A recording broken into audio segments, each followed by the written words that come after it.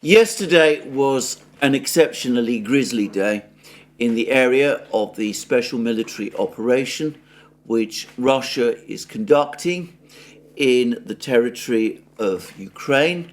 Though, of course, it's always important to remember that the Russians claim that the territory over which most of the battles are being fought in Donbass, primarily, but also in Zaporozhye, in Kherson, they're claiming and saying that this territory is in fact now Russian territory and has been so since September 2022. Well, it was a grisly day in many respects, one of which was the sheer number of casualties that the Russians say the Ukrainian army suffered over the course of the day. And the Russian Defense Ministry has again provided a breakdown of Russian claims of Ukrainian casualties, and they're putting the figure at 2005. 2005 dead or wounded Ukrainian soldiers across the battlefronts. Now, to repeat again, I'm not able to corroborate these numbers.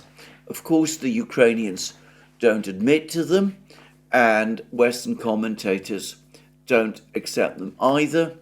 But the fact that Ukraine has been suffering terrible losses is now acknowledged by everyone, except apparently President Zelensky.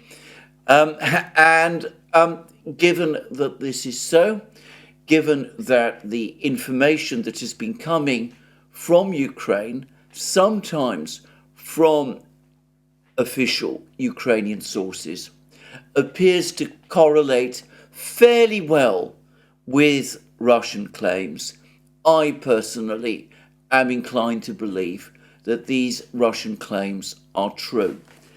Besides, and as I've also said, when we hear these Russian claims about Ukrainian casualties, even if we don't accept their exact accuracy, they do give a sense of the intensity of the fighting. It is clear that the intensity of the fighting has increased exponentially over the fighting, over what was the case in 2020, 2022 and 2023. This has been the bloodiest year of the war so far, and it is likely to become bloodier still as the two armies battle out with each other. And the Russians, by the way, continue their steady incremental advances. But of course, it wasn't just that Ukrainian losses were so high yesterday that made yesterday such a grisly day.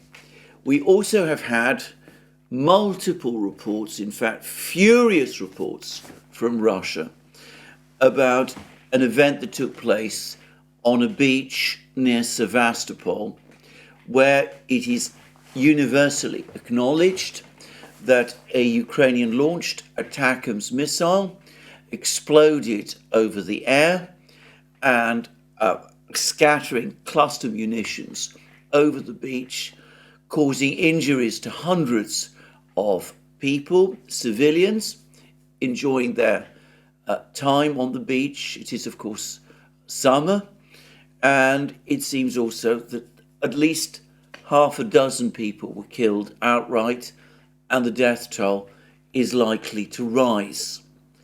Well, this incident has provoked immense anger in Russia. I would say that it's not been completely clear exactly what took place, but I'm going to try to reconstruct it to the best of my ability. So the first place to begin is what the Russian Defense Ministry says about this incident. And the Russian Defense Ministry says that over the course of yesterday, this is in daylight, Ukraine launched 5 ATACMS missiles towards Crimea.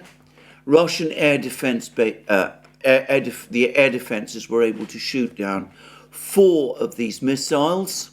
However, one exploded over this beach and did this devastating damage that was done. And the Russian Defense Ministry says that the United States is heavily involved in the surveillance and targeting and preparation of ATACMS missile strikes, that the United States therefore shares not just responsibility, but active and direct involvement in this attack. And the Russian Defense Ministry strongly hints that the targets that the Ukrainians were directing their missiles towards were civilian targets, and that, in effect, this was an act of terrorism, a war crime, with the Ukrainians and the Americans acting in concert, launching a missile strike against Russian civilians, killing some of them, wounding many others. And I should say that this is the view that I suspect the vast majority of people in Russia are accepting. Now, I will say that there are some discrepancies over the details. Now, the Russian Defense Ministry account is fairly clear, but there have been all kinds of reports appearing in the Russian media which don't exactly contradict it, but which add detail, which suggest a more complicated picture, as one might expect. There are some reports in Russia that suggest that, just as the Russian Defense Ministry says, these missile strikes were indeed targeting civilians.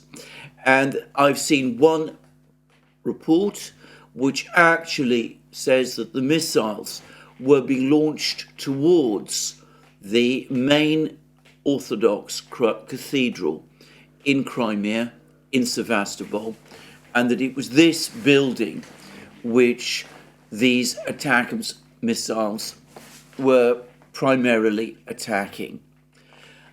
Other reports, however, suggest otherwise, and I've seen suggestions, and these all come from Russian sources, but they suggest that the actual target of the ATACMS missiles was the Belbek air base, which actually is not located very far from the beach, and that the Ukrainian target was the Belbek air base, and that the ATACMS missile that caused all this damage was in fact hit by a Russian air defense missile, or perhaps cannon, but that it wasn't fully destroyed, and that it blew up in midair, and that it blew up directly over the beach, scattering its cluster munitions over the people on the beach. Now, if this other account is correct, and as I said, some Russian sources are suggesting that it might be, then one can't say that the Ukrainians and the Americans, if they actually were involved, which, by the way, they almost certainly were. I think one can confidently say that just as with Storm Shadow strikes, which is now universally acknowledged, can only take place with the direct involvement of British military personnel, in the case of ATACMS missile strikes, I think it's, again, pretty much universally acknowledged that those can only happen when American military personnel are involved in arranging them. Anyway, if this account that the target was the Belbek air base is true, and if it is also true that the missile exploded in midair, in part because of the effect of air defences, well then, in that case, it might not be quite as bad as the Russian Defense Ministry is implying, in the sense that it looks as if civilians were not, in fact, the intended target. Having said that, it does seem as if the Ukrainians, and presumably their American directors, were launching ATACMS missiles towards the Belbek air base, if that was indeed the target, and they were doing it in daylight at a time when it would be logical to assume that there would be many beachgoers on a beach in summer, on a hot day, in the holiday season, near the Belbek air base. So they were launching missiles towards Belbek in daylight, whilst there would be people on the beach, and doing so in a way that caused those missiles to pass over the Belbek air base, an air base which they would know is heavily defended by the Russian air defense system, with a high probability, or at least possibility, that one of those missiles would be intercepted by the Russians, and with at least a possibility, a strong possibility, that it would be destroyed over the beach, and that the debris and perhaps the cluster munitions would scatter over the beach, killing civilians. So it may be the case, I'm being, as objective here as I can be, it may be the case that the civilians were not specifically targeted, but this attack does look as if it was extremely reckless, to say the least, reckless of civilian lives.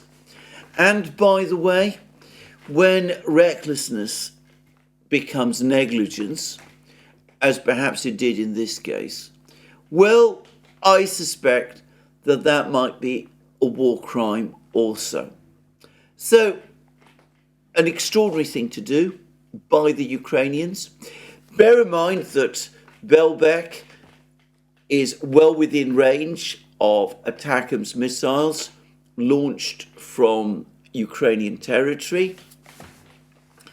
I would have thought that it would be a simple matter to direct the missiles in a way that did not pass over the beach. There is, unfortunately, a darker possibility, one which is hinted at by the Russian Defense Ministry in the various reports that it has been publishing about this incident over the course of the day. Note that the missile strike happened in daylight and that the missiles passed over a beach which there was good reason to think would be filled with beach goers at this particular time.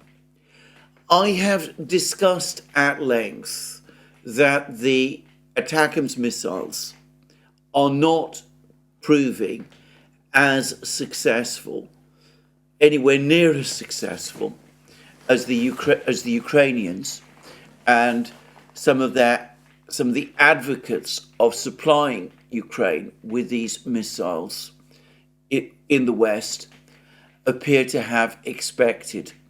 The Russians are having increasing success in shooting these missiles down.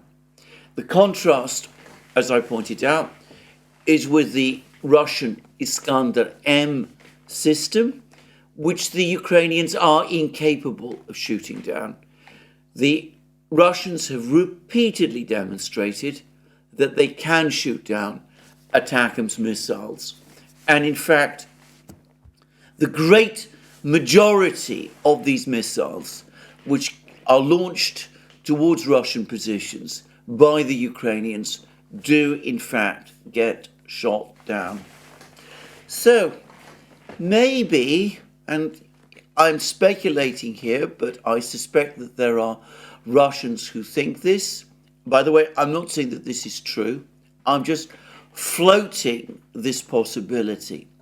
Maybe a decision was made that the only way to get through to the increasingly heavily defended Belbek Air Base was to attack it in this way, in daylight over a beach filled with beach visitors.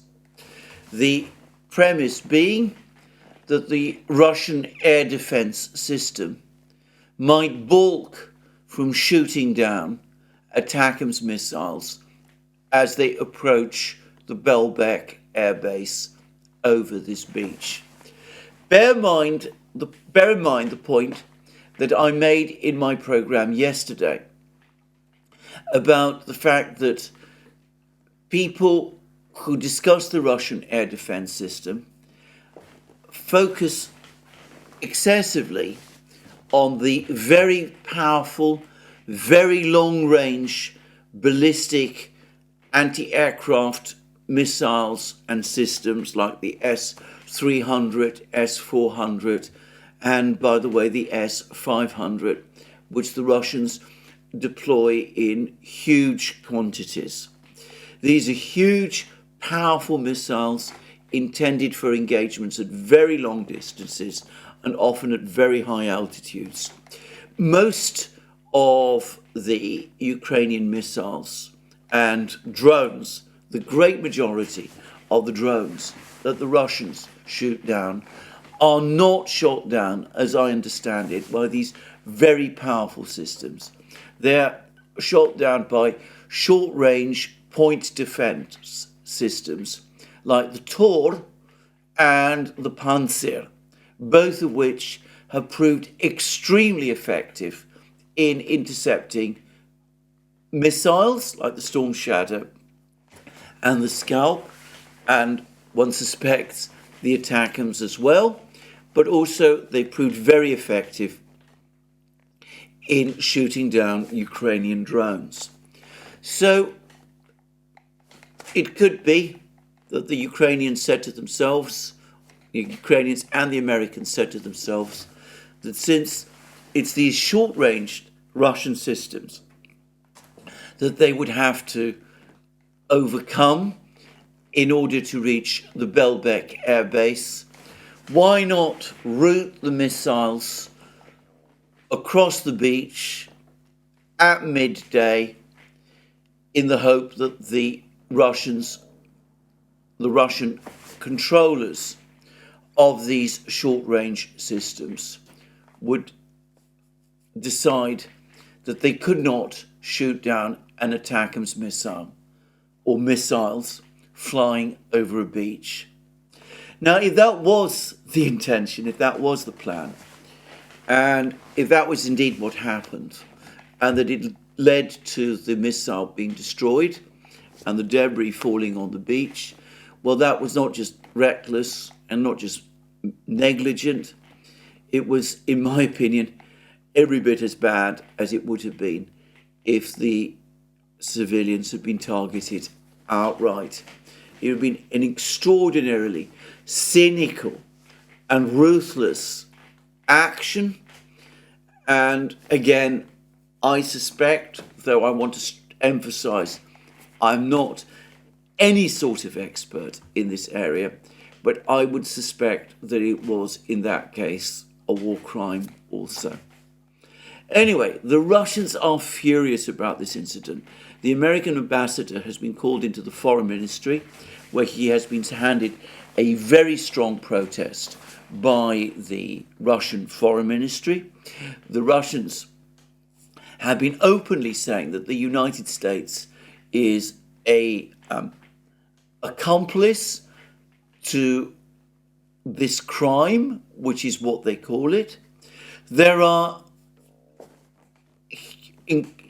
very, very strong demands being made in Russia as I make this program for the Russian military to announce a no-fly zone over the entire Black Sea and to intercept US and NATO drones that fly over the Black Sea and which provide data to the controllers, the Ukrainian and American ground controllers of the ATACMS missiles. I think that the Russian government is probably going to think very hard before it does impose such a no-fly zone. I think that the Russians, as it happens, probably already are interfering in an increasingly aggressive way with the operation of these drones using electronic warfare systems. But I think that if they were to impose an outright no-fly zone over the Black Sea, that would open the way for the United States and the NATO powers, who would obviously reject outright the legitimacy of such a no-fly zone. It would open the way for the Western powers to challenge it. And obviously, the Russians would probably shoot down US and NATO drones. But what if the US and NATO were to start to send manned surveillance aircraft into the Black Sea? Would the Russians shoot them down, or would they avoid doing so, negating completely the effect of the no-fly zone and humiliating themselves in the process? I think that the Russians probably would not want to shoot down NATO aircraft in that sort of way over international waters. They've been particularly careful to avoid outright escalation with the West up to this time. And I think also that they would worry that international opinion, particularly the opinion of countries like Turkey, which is of course also a Black Sea power, anyway, international opinion might not support them over something like this. So I think that though these discussions no doubt are taking place at the moment, I think that on the principle that there's no sense in cutting your nose to spite your face, there's no sense in setting yourself up for a situation where you either feel obliged to escalate dangerously or set yourself up for humiliation. The Russians will probably take the decision to continue more with what they have been doing up to now, which is to jam the drones and, by the way, the surveillance aircraft in every way that they can, jam their radars, jam their sensors, make it more and more difficult for them to collect information, perhaps even interfere with their control systems to the extent that this can be done, causing perhaps some of these drones to crash, but preserving deniability and avoiding an outright clash. But even though I think that is what the Russians in this situation are more likely to do, it's important to stress that arguments, demands for the declaration of a no-fly zone over the Black Sea are now out there. They're circulating in Russia. All sorts of people are calling for them, including people who extend beyond the usual collection of hardliners who most certainly do exist in Russia and who always seek and who are absolutely prepared for escalations of this kind. So we will see what happens. Now, I want to return to the topic of my programme yesterday. I spent much of the first part of that programme discussing how the United States is now clearly moving towards a position where it is going to purportedly authorize Ukraine to conduct ATACMS strikes deep inside Russia, even though, as I've said already, it's American officers who will be heavily involved in undertaking precisely these sort of strikes. Now, what we have just seen in Crimea is that ATACMS strikes, even if they are ultimately targeting military installations, such as the Belbek Air Base, carry with them the inherent risk of killing civilians and doing damage to civilian residents and infrastructure. And of course, it's already creating deep anger within Russia that something like this has happened in Ukraine.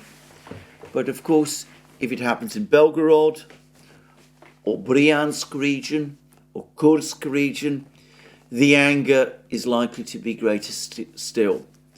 Moreover, I'm going to suggest that if ATACMS missiles are going to be launched deep inside Russia in that kind of way, the risks of civilians being killed are going to multiply greatly, even assuming that they are not the actual target. And we've seen that, in fact, Ukraine has shown no hesitation in carrying out strikes against cities like Donetsk city and Belgorod, using area weapons like multiple launch rocket systems in a way that seems intended to kill civilians. Patrick Lancaster, indefatigable reporter, frontline reporter that he is, has discussed this in great detail. But let's assume that the Ukrainians and the Americans decide that they're going to launch deep strikes inside Russia, but they're not going to target civilians and civilian infrastructure. They're only going to do that which they say they are going to do, which is attack military installations. Now, the United States and NATO have been providing Ukraine a great deal of targeting data by operating drones over the Black Sea. The Black Sea, some of the littoral states on the Black Sea are NATO member states, to be precise, Romania, Bulgaria and Turkey. Romania and Bulgaria, of course, are active supporters of Ukraine, and US aircraft and NATO aircraft are able to conduct patrols in the Black Sea from Bulgarian and Romanian bases. And of course, the entire Black Sea area and Crimea itself are relatively close to NATO territory. You know, we're talking about territory further east in places like Kursk, Belgorod, Bryansk. That is no longer the case. You could not get Global Hawk and Triton drones flying with impunity over that kind of territory. And of course, if those sort of drones were to cross into Russian territory itself, I'm talking about pre-2014 Russian territory, the Russians would be able to shoot those down, and international reaction would be strongly supportive of them. So any ATACMS missiles being launched into Russia are not going to be supported with the level of intelligence, the level of data that the ATACMS missile strikes on Crimea and other places in the Black Sea area have. And that almost inevitably is going to make them, I would have thought, less accurate. Obviously, the Americans can provide satellite data about, in fact, they know where the big Russian air bases are.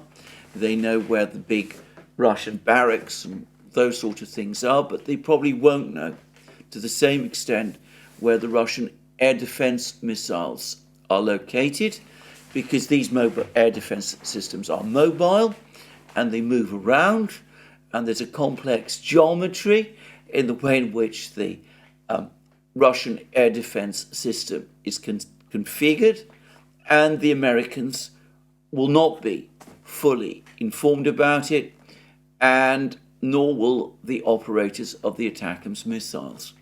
So I have to say that as night follows day, I think that if ATACMS missiles are indeed launched into Russia, what they will find is that they're even less effective than they are in the strikes against Crimea and other locations around the Black Sea. And the temptation to hit area targets is going to grow, because they are the ones that can be easily detected and monitored, and that inevitably increases the prospect of civilian targets, of civilians being killed. Because, of course, there is no bigger area target than a city. Just saying. So we can see from this incident in Crimea the recklessness bordering on negligence of the Ukrainians and, by the way, of their American controllers. And that's putting the most charitable interpretation on this incident.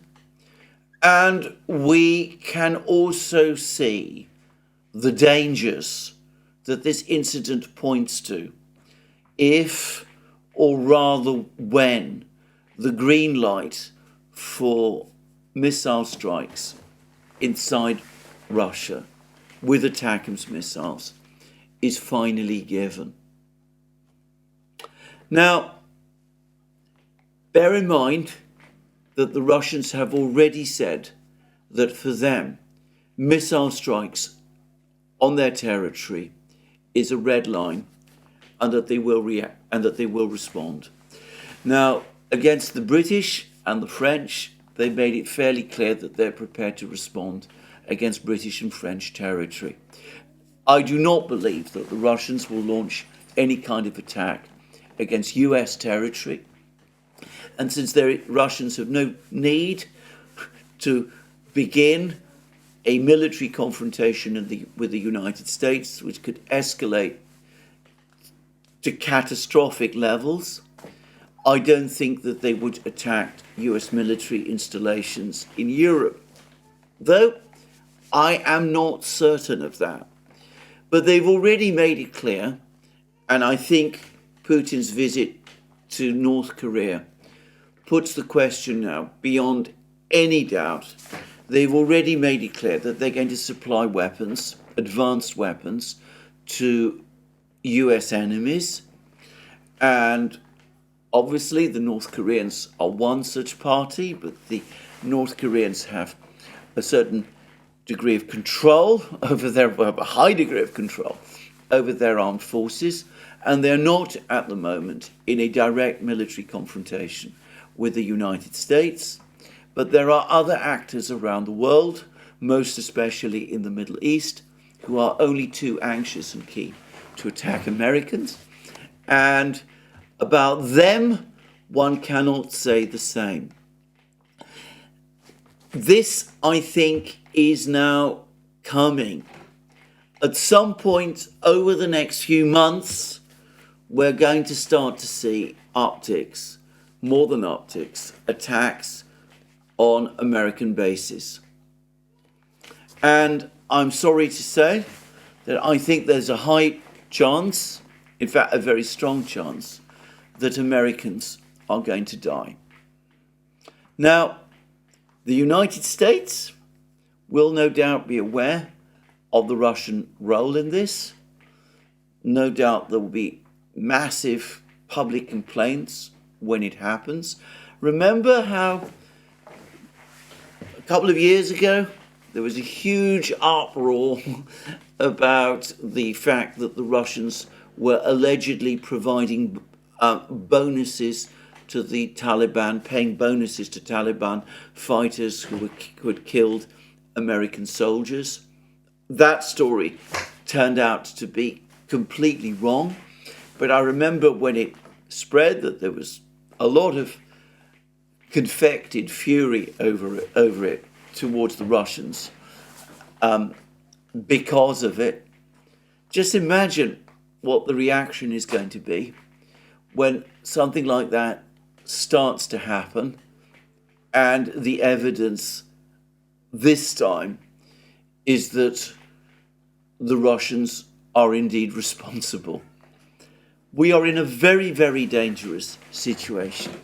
It is getting more dangerous all the time. I get the increasing sense that some people want to make it dangerous in that sort of way. I would like to believe that the fact that the Russians have reacted so strongly to this incident in Crimea, and that they've called in the American ambassador, and that they've given the strong protest that they have done, would be reason enough for some people in Washington to rethink what America is doing. Unfortunately, I am far from confident that that is the case. I suspect that within the administration, they're probably considering what has just happened another success. They're quite what sort of a success it is, I am not able myself to say, and that they will press on. And they have reasons from a military point of view to press on, because the last 24 hours, as well as being some of the bloodiest in the war, with, as I said, more than 2,000 Ukrainian soldiers killed or wounded, according to the Russians. Anyway, beyond the death toll, we've had more news which points to continued Russian advances. And these advances are becoming more dangerous for the Ukrainians by the day. Let's first of all begin with the situation in Kharkiv region, which is, of course, the place where there's many expectations or predictions or hopes that before long the Russians will, the Ukrainians will be able to launch some kind of a counterattack, which allegedly will be able to drive the Russians back beyond the border. There's even some excitable people who think that the Ukrainians might go still further than this and attack and occupy Belgorod itself, though frankly I can't believe that. Anyway, let's turn to Kharkiv region and let's look at what Group of Forces North are telling us. And this is the situation that they describe about what happened on the 23rd of June. They say that in the Volchansk direction, fierce fighting continues in the Volchansk settlement. This is standard language now. They always start all reports about Volchansk with that sentence. And then they say that during the day, we repelled 2 attacks, thwarted 3 attempts to evacuate, and 6 attempts to transfer reinforcements, killing up to 50 Ukrainian troops. Our assault groups pushed the enemy back from the territories southwest of the aggregate plant and advanced towards the Volcha River. So the Russians are saying, Group of Forces North is saying, that they have largely completed, this is, you have to unpack this, largely completed their operation to push the Ukrainians away across the river, expel them from this loop in the river where there's a forested area, and that they brought the entire territory south of the aggregate plant fully under their control. And they say that the total advance of Russian troops in the Volchansk direction was up to 200 meters, which is consistent with the kind of advance towards the Volcha River that the Russians are talking about. Perhaps the more interesting fact, though, is their reference to the aggregate plant. They haven't been talking about the aggregate plant in these reports for several days, but they have now slipped in that reference in their report, their latest report, to the aggregate plant itself.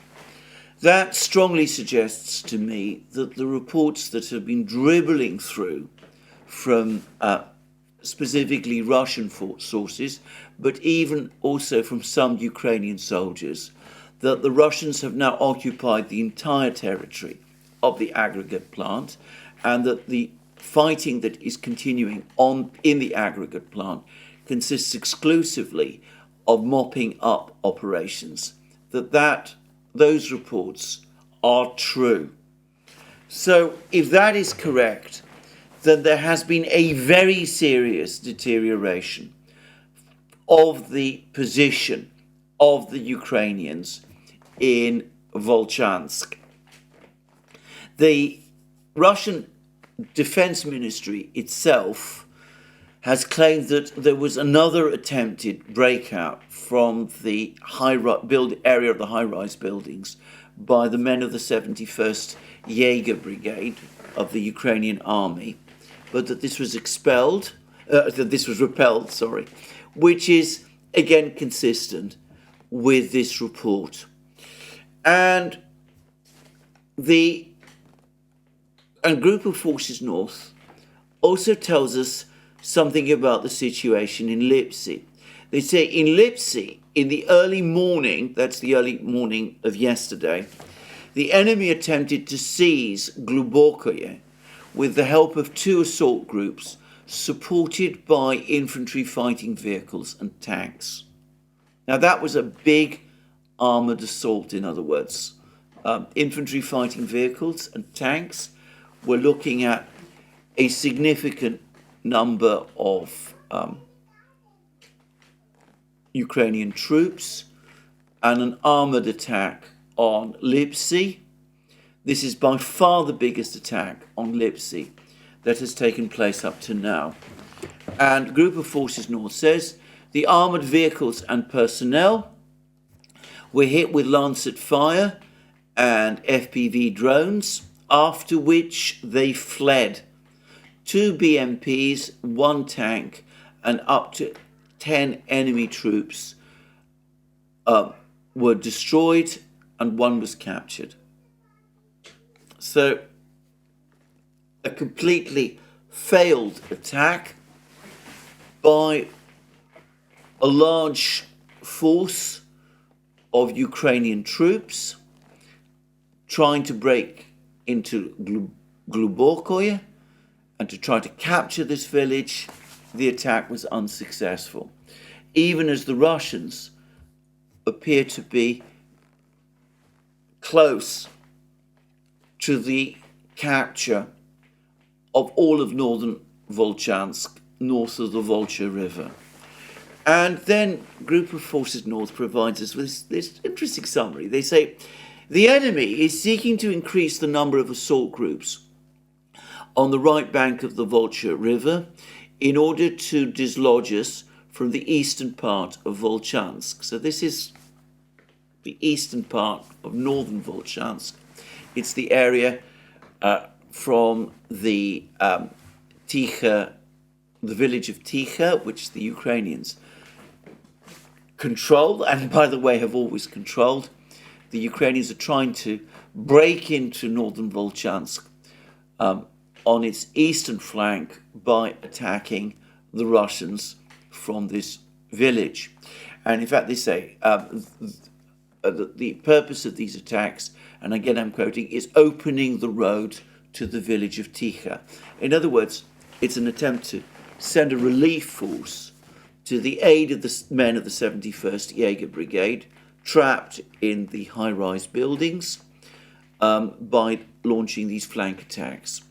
And they say that the number of attempts to evacuate the wounded was significantly reduced due to low motivation, lack of proper training and experience of first echelon personnel. The Ukrainian command has been forced to throw gradually its units into the battle to search for weaknesses in our defences. To no avail. The Kiev regime and its handlers, losing their minds, are going to extreme measures, using prohibited weapons against civilians and intensifying terrorist activity. That appears to be a reference to the attack in Crimea. And to the use of cluster munitions against the people on the beach in Crimea who fell victim to this ATACMS strike. So, Group of Forces North is basically saying that because the Ukrainians are failing in Kharkiv, they're striking out in all kinds of directions, and one of them was launching this missile strike on Crimea, and the implication is that they might try to do the same thing on other parts of Russian territory in the north as well. But the overall theme is that if the Ukrainians do, the Russians will continue to advance. Their progress is inexorable. And on that point, there's been more film now pouring out of Belgorod, showing more trains with armoured vehicles from Russia's interior rolling into Belgorod. It's looking as if there is a very, very significant build-up of forces by the Russian army taking place there.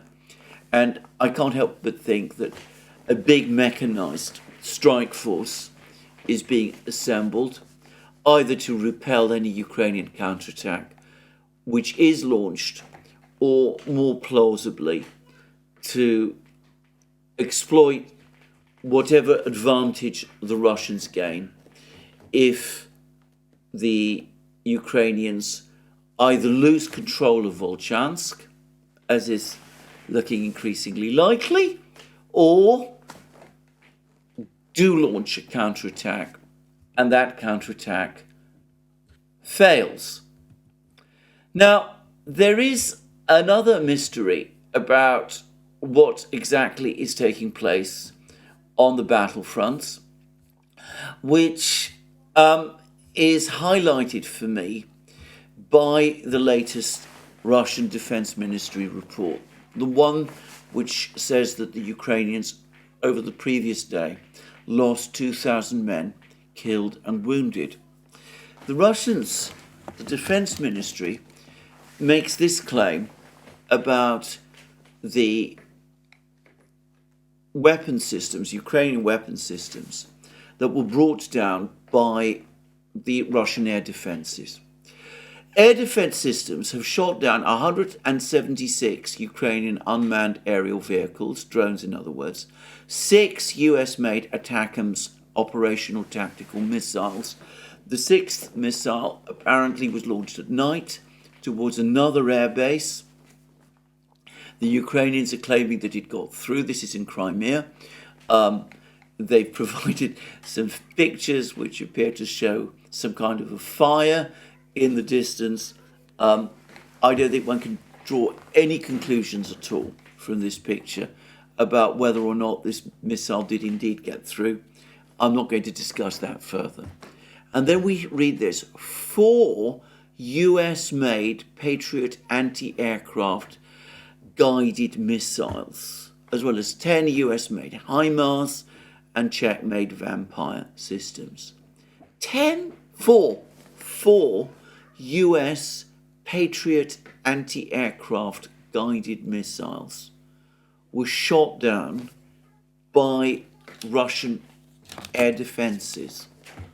Now, that is extremely strange, because of course the Patriot is itself an air defence system.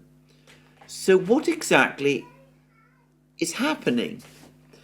It looks as if, once again, the Ukrainians have been forward deploying Patriot air defence systems, and the most likely place where they're doing that is again in Kharkiv region. This is my guess. And the Russians, as well as hunting the Patriot missile systems themselves, are now apparently keeping track of Patriot missile launchers and are shooting down the Patriot air defense missiles as soon as they're launched. Now, why would this be happening? Well, I think there is a simple explanation.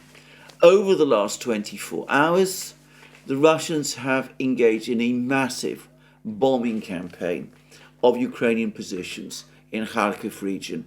And in fact, there's now an abundance of pictures of bomb strikes, airstrikes on Ukrainian positions right across northern Kharkiv region with Fab bombs, most of them Fab 500 and 1500s, but there has been at least one big bomb strike with Fab 3000 bombs. And it's clear to me that these bomb strikes are having a devastating effect on the Ukrainian military. And they have called up, they've asked for air defense assets to be moved to the border. And again, air defense assets, including Patriot systems, have indeed been moved to the border. And the Russians are now not only hunting these systems, as they have in the past, but they've also developed some means to track the launch of Patriot surface-to-air missiles and to shoot them down before they reach their targets, which are presumably the Russian aircraft that are conducting these bomb strikes. Now, I think this is an astonishing development.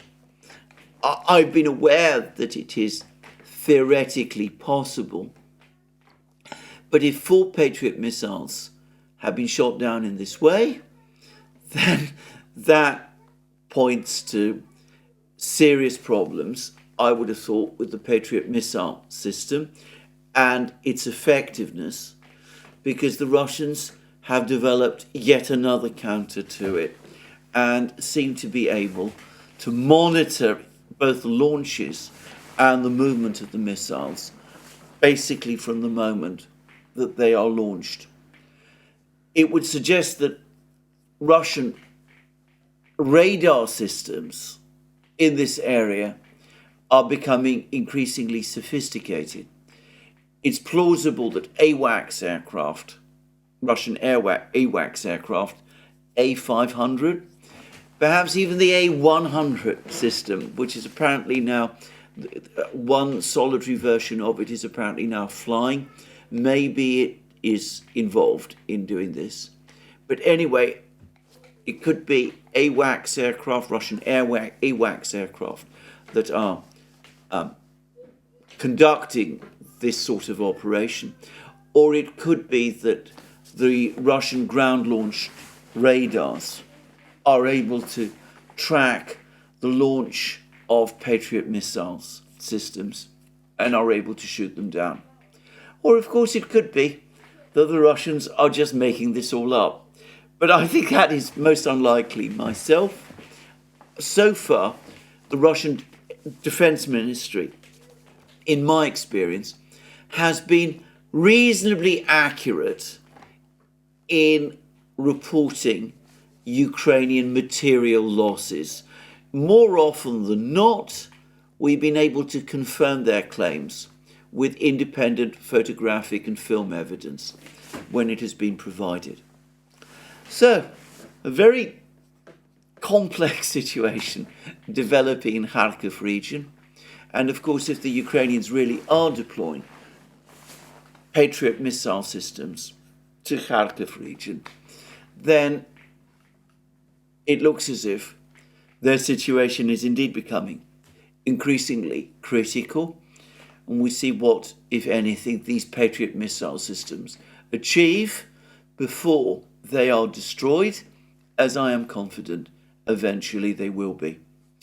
Now, that's a very bad situation in Kharkiv region, or at least so it seems to me, but it doesn't come anywhere close to approaching the disaster that Ukraine is facing elsewhere on the battlefronts, in the places where the fighting is really most intense.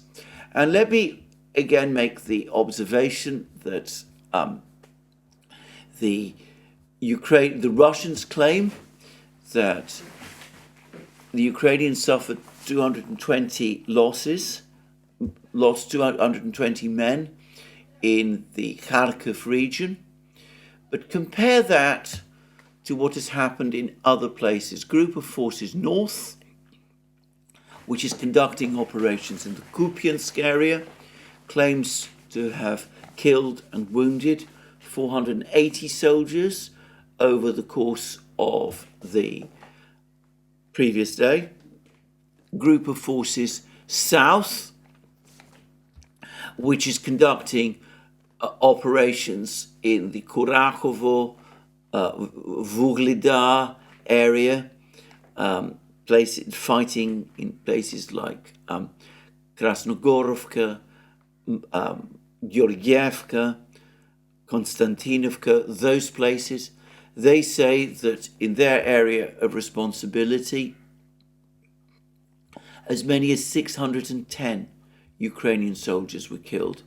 The Center, Group of Forces Center, who are conducting the operations in Toretsk and in the Ocheretino, Avdiivka area, they say that 430 Ukrainian soldiers were killed in their area of responsibility.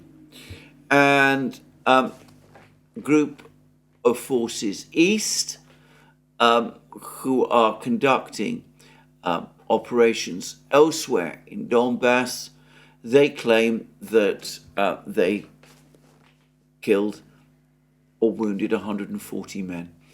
But we can see that it's in central Donbass that the worst losses are taking place. Kharkiv continues to be a sideshow. And in fact, we've had more reports here. We've had reports, for example, that the Russians have now captured a significant part of the village of Razdolovka in the Siversk area, that they're gradually closing in on Razdolovka. I discussed yesterday the reports that the Russians are attacking Vozdvizhenka, the village between Novo-Alexandrovka and the main road from Pakrovsk to Chasov Yar and Konstantinovka. It doesn't seem as if the Russians have yet entered Vozdvizhenka, but they do seem to be bombing that village intensely, and it seems that their assault forces are now on its southern outskirts, and that they're waiting to launch an attack on this village. And there are reports that come also from Ukrainian sources now that the other village south of Novo-Alexandrovka, Sokol, has now indeed been captured. The Russians captured this big fortified position immediately to the north of Sokol, but that they have now actually captured Sokol and are now have advanced into the next village to the west, Yevgenivka. And, well, in the Krasnogorovka area, we now have reports that the Russians have taken more territory in Krasnogorovka as well.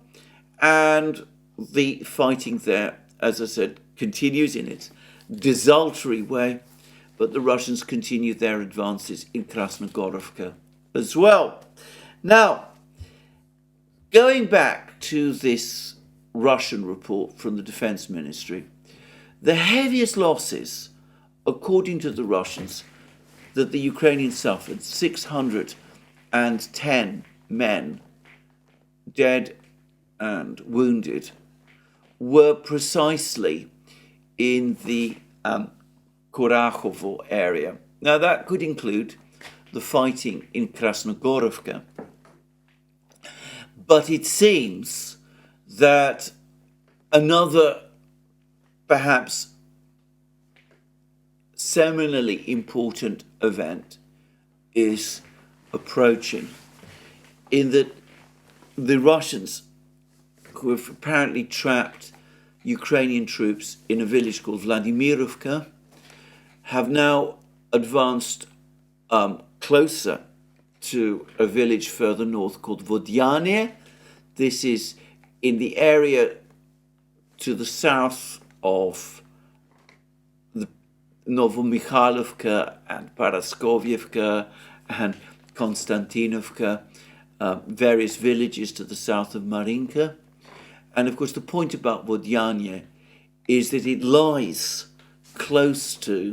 very close to the main road, the main supply road leading to Vuhledar from Konstantinovka, which has been apparently the main road the Ukrainians have been using to keep Vuhledar supplied.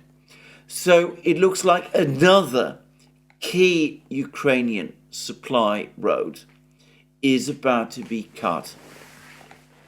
We're looking at a situation where even as the Russians gradually gather their forces around the Ukrainian forces in central Donbass, in this large belt of territory between Pokrovsk and Chasov Yar and Konstantinovka, preparatory to creating a possible huge cauldron there, that the Russians are now working on creating a rather smaller but perhaps as consequential cauldron around the Vuhledar area, just as they're cutting the supply lines from Pokrovsk to Konstantinovka. They're now getting much closer to cutting the supply lines to Vuhledar. It is methodical battle. The pieces continue to move over the draft board, the chessboard, but one could see that the pieces are coming closer, ever closer to the key positions that they need to be in order to bring the battle of Donbass, which has been raging since April 2022, bring this battle of Donbass to its conclusion. And the ultimate objective of the Russians in all of these battles, the places that ultimately they need to capture, as they know perfectly well, are the two towns the two main towns still under Ukrainian control in Donbass, Slavyansk and Kramatorsk. If Donbass falls fully under Russian control, then that is the end of the conflict east of the Dnieper River. There is no other place east of the Dnieper where the Ukrainians can establish fortified positions, establish such a dense network of fortified positions as they have been able to do in Donbass. The terrain in Donbass is conducive to the kind of defensive war that the Ukrainians have waged. It favors the defender over the attacker. The same is no longer true in the rest of eastern Ukraine, and with Donbass securely under Russian control, it'll be only a matter of time before all Ukrainian territory east of the Dnieper, including, in my opinion, Kharkiv city, falls to the Russians, with defense there becoming untenable. So we're moving steadily closer to that position, with the Russian forces, as I've said many times, getting stronger, even as the Ukrainians grow weaker. And I wonder to what extent these missile strikes on Crimea and certain other things that we have just seen happen elsewhere in Ukraine, in Russia, perhaps they don't, to some extent, flow from this. Firstly, Kirill Budanov, Ukraine's intelligence chief, has again spoken about a potential missile strike on the Crimean bridge. Now, a couple of weeks ago, he said confidently that the Crimean bridge would be destroyed by Ukraine in the first half of this year. Well, today is the 24th of June, 30th of June, the first half of the year ends. We would be halfway through 2024, so he's got 5 days to do it. Perhaps he will. Perhaps he will find some means to get his ATACMS missiles past the Russian air defences and striking the Crimean bridge. But of course, if that fails, then, well, it might start to appear that the Crimean bridge is just too difficult a target for the Ukrainians to destroy, and they've already given themselves an alibi. They've already said, or at least some Ukrainian officials have said, that because of the development by the Russians of their land bridge, the Crimean bridge is no longer as important as it was.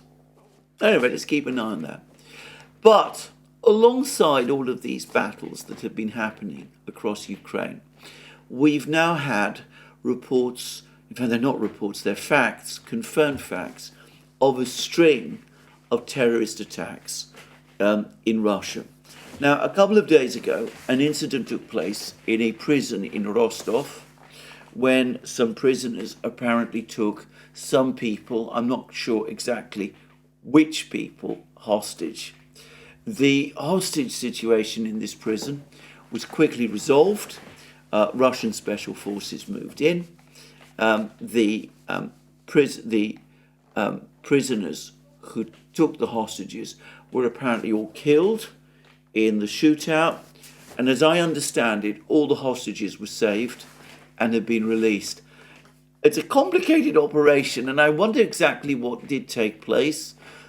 We've had far less information about it than one might have expected. But anyway, this incident was apparently quickly resolved. Anyway, a couple of days, 2 days later, we got news yesterday of two more incidents, and they are of a distinctly ominous nature, much more serious nature. They were a series of two attacks in the southern Russian Republic of Dagestan. Dagestan is a region in the northern Caucasus, Muslim region in the northern Caucasus. Anyway, the report spoke of two attacks, one in the town of Derbent, which is on the Caspian Sea, and the other in the capital of Dagestan, which is Mashkakala.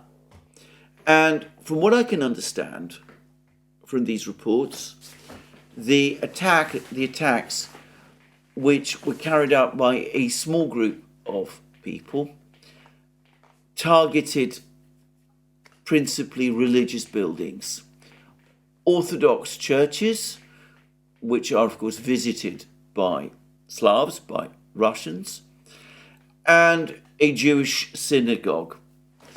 Thankfully, no one was killed at the synagogue, but it seems that in the churches several people were, including a priest who was killed in apparently a particularly gruesome fashion. Now, Russian security services appear to have responded very quickly to all of these attacks. And again, from what I can understand, and I'm not claiming that I have a full or complete picture, but from what I can understand, all of the perpetrators of these attacks have been either killed or captured. Now, this hasn't been fully confirmed by the Russian authorities, but I understand that the prisoners who carried out the hostage seizure in Rostov and the fighters who carried out these attacks on these religious buildings in Dagestan all claim to be affiliated to ISIS. Now, as I said, I want to stress I am not absolutely certain that this is true, but I've seen a multiplicity of reports which suggest it. Now, ISIS, of course, also claims that it was responsible for the attack on Crocus City Hall back in March. So, if it was ISIS, then it looks as if ISIS is currently conducting some sort of campaign in Russia. And the objective appears to be to try to set Christians, and to some extent Jews, but primarily Christians, against Muslims, to try to provoke the Russians into a ferocious reaction against Muslims, be they Central Asian guest workers from Tajikistan or the people of the North Caucasus in Dagestan, to try to set them against ethnic Russians. Well, Dagestan, on the face of it, ought to be fertile ground for this. Dagestan was one of these regions in the Northern Caucasus that was conquered by the Russian army in the 19th century. There was an intense war, insurgency war, fought by the Russian military against the Dagestani fighters, who were led by a heroic leader called Shamil, who continues to be apparently a figure widely held in high honor amongst the people of Dagestan. A fact which many people are not perhaps aware of is that in the West is that Shamil did eventually surrender to the Russians and was also actually quite well received in Russia and died in a comfortable exile, I believe in St. Petersburg, sometime in the 1860s or 1870s. I forget when. But anyway, he's always been a figure who, both in Russia and in the Northern Caucasus, shall we say, is well remembered. But anyway, the point is that there has been a tradition of resistance against the Russians in Dagestan. And Dagestan itself is a very complex tapestry of groups, ethnic and religious groups, and it has not always appeared particularly stable. Having said which, it's also fair to say that it did not prove particularly fertile ground for jihadi violence against the Russians in the 1990s and 2000s, when jihadi groups attempted to spread the holy war against the Russians into Dagestan in 1999 through an armed incursion into Dagestan. They encountered, somewhat to their surprise, strong resistance there from the local people. So it seems to me more likely than not that at a time when Dagestan itself, along with the rest of Russia, of course, is experiencing an economic boom, and when large numbers of Dagestani men have actually enrolled in the Russian army to fight in the area of the special military operation, I suspect that this attempt to play the local people off against the Central Russian authorities in the Northern Caucasus is not going to succeed. But that's not the most important part about this whole affair, because, of course, the Russians have now officially implicated Ukraine in the Crocus City Hall attack. When I say the Russians, there have been statements to this effect by the director of the FSB, Russia's primary internal security agency. It's in charge of counterintelligence and also anti-terrorism. Bortnikov has straightforwardly said that the Russians now have conclusive proof that Ukraine was involved in the Crocus City Hall attack. And, of course, these attacks in Dagestan, and perhaps the one in Rostov, if they were indeed carried out by ISIS or by people who say that they owe allegiance to ISIS, well, it's not difficult to see how the Russians, who've now convinced themselves or become convinced that the Ukrainians were behind the attack on Crocus City Hall, might also feel that the Ukrainians played at least a role and were perhaps also the instigators in these attacks in Dagestan and perhaps in Rostov. And unfortunately, there have been a number of statements from some Western officials and in some media outlets that might lend credence to some of these claims. We've had a whole succession of statements and commentaries appearing in the West about the need to decolonize Russia, in effect to break it up, to incite the people of Russia, the non-Russian people of Russia, to break away from Russia.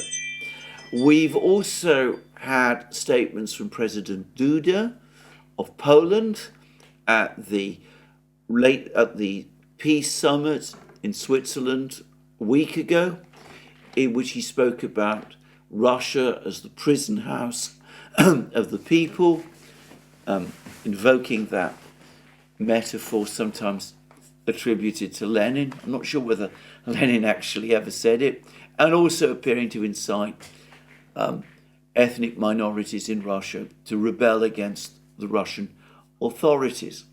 We've had similar statements made by government officials in the Baltic states.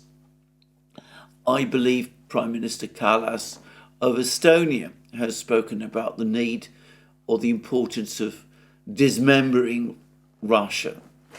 And there was a rather concerning article that I saw quite recently, I think it was in the US media, in which a Ukrainian official, of course anonymous Ukrainian official, was supposedly interviewed, was saying that if Ukraine was forced into a disadvantageous peace, then it would retaliate by launching terrorist attacks across Russia, the partisan war that Ukrainians are supposed to be waging against the occupying Russian authorities, a partisan war that is largely invisible as far as I'm concerned. But anyway, this partisan war, perhaps what that means is this policy of assassinations that has been waged will be exponentially increased and will be spread by the Ukrainians across all of Russia. And the Russians, of course, are familiar with all of these comments. They will be aware of what the Ukrainians are saying. They've already decided that the Ukrainians were implicated in the attack on Crocus City Hall.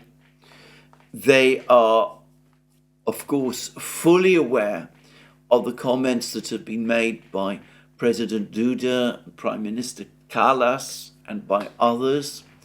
And, of course, they've read and have seen all the commentaries that have appeared in parts of the think tank media in Britain and in the United States, and the conferences and things like that about decolonizing Russia, which have appeared. And whether correctly or not, it's likely that the Russians are going to see these attacks in Dagestan as part of a pattern of attacks directed at their country, which are organized and sponsored by the people in Ukraine and in the West.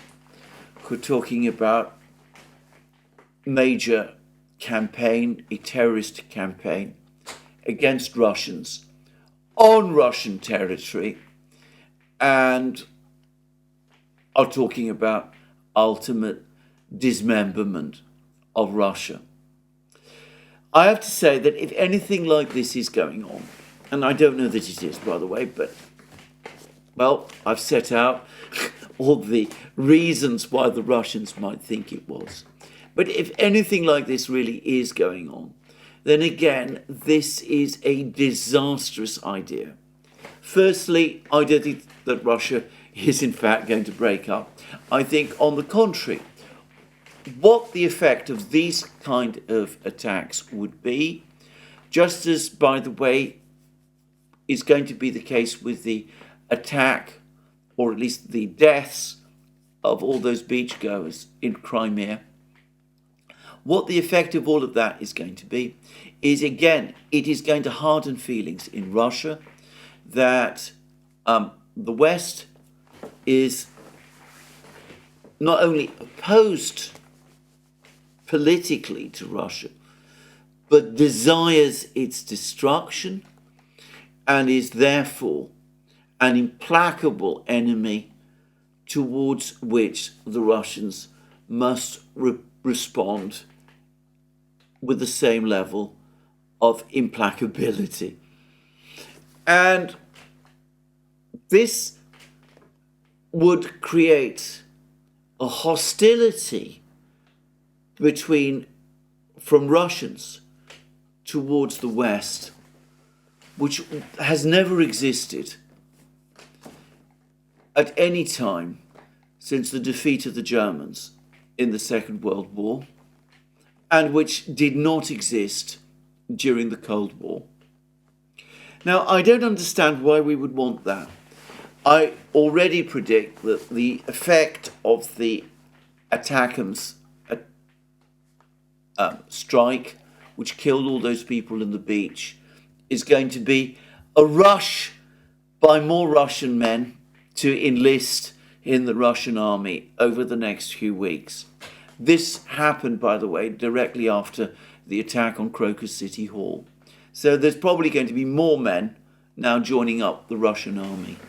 But if the Russians believe that their motherland, their country, themselves are indeed threatened in this existential way, then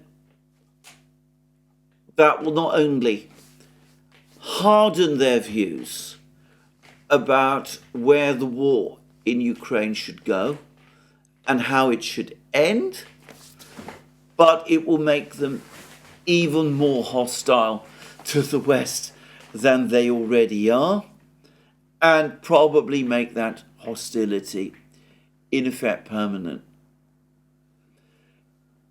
If the West wants to lose Russia irrevocably, then it is going about things in exactly the right way. It is going about it in exactly the right way if it wants to lose Ukraine as well. And along the way, of course, it is playing with incredible danger by thinking about missile strikes on Russia, which are certain to kill Russian civilians and which will almost certainly lead to Russian retaliatory strikes on Western bases and installations around the world. To say that negotiations are the right way forward, well, I've been saying it for years now. But we can see that the dangers grow with every day which passes, that these negotiations do not take place. Now, as I've already said in a recent program, I think the Russians have almost reached, and perhaps have reached, the point of no return on the subject of negotiations, no longer believing that negotiations are possible, and resolved, therefore, to fight the war to its ultimate conclusion, which would probably be the end of Ukraine. If that is the situation which we are in, as a result of this misguided policy, which we have followed, then can I say that a Russian victory in Ukraine is going to be even more disastrous for the West than had appeared before, because it would mean a confrontation with a Russia that has become permanently hostile. It might still be just possible to stop the drift that way. But I have to say also, I see no sign that anybody in the West understands this and is drawing the right conclusions and is prepared to take the steps that need to be made. Well, this is where I finish my program today. More from me soon. Let me remind you again, you can find all our programs on our various platforms, Locals, Rumble and X. You can also support our work via Patreon and Subscribestar. Don't forget to check out our shop. And last but not least, if you've liked this video, please remember to tick the like button and to check your subscription to this channel. Thank you again. More from me soon. Have a very good day.